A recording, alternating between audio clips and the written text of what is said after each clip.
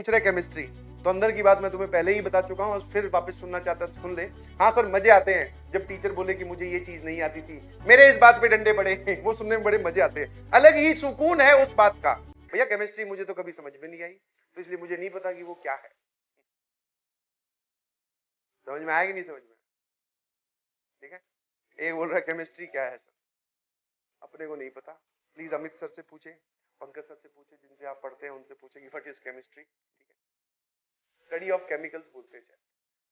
इतना ही अपने को लिमिटेड ही पता है, इससे ज्यादा नहीं। एक बोल रहा केमिस्ट्री एक्सेप्शन है, नो कमेंट, बिल्कुल नहीं। अगर किसी को समझ में नहीं आया इसका मतलब ये थोड़ी है कि वो होती नहीं है, होती ही है। जैसे तुम्हें चाइनीज नहीं समझ में आती होगी, है ना, किसी को समझ में आती है तो फिर गड़बड़ है, फिर यहाँ क्या कर रहे हो? तो चाइनीज नहीं समझ में आती तो क्या करें सर, होती तो है, और बहुत सारे लोग समझ के आगे भी बढ़ रहे हो, तो वैसे ही। समझ में आया? तो केमिस्ट्री का अपना एक रोल है, वो बहुत बढ़िया है। और इनफैक्ट एक मजे की बात बताता हूँ, हाँ अब तुम्हारे जो है ना सब एकदम एक बढ़िया फॉर्मूला बताता हूँ, बहुत, और इनफैक्ट मैं मैथ्स का मास्टर होकर ये बात लिख रहा हूँ।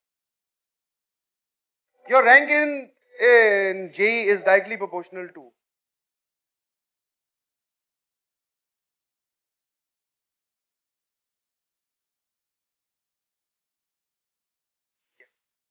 This rule always work.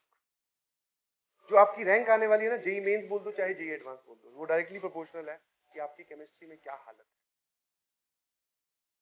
मैं ही नहीं समझ, फिजिक्स सर ये होती है, नेचर समझाती है, मैथ्स ये है, चलो समझ में आया। हम फाइनली चलो नेचर वेचर ये तो चलो फिजिकल एप्लीकेशन है, ये समझ में आता है। सर हमारा मेन मुद्दा क्या है यहाँ पर इकट्ठे होने का, ये था सर, जिसके लिए आपने हमें बुलाया और आप खुद आए, वो यही बात थी। और इसकी directly proportional to your chemistry, and this is 100% true.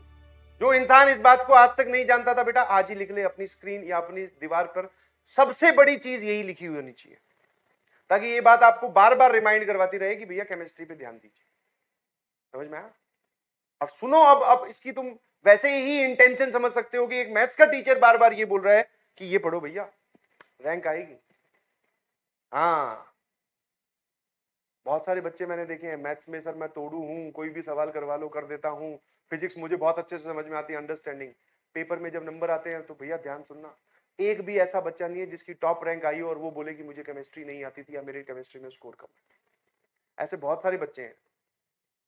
In fact JEE, एक बच्चे की कहानी बताऊं तो जेई एडवांस में उसके मैथ्स के पेपर 1 में फुल में से फुल मार्क्स थे, फुल।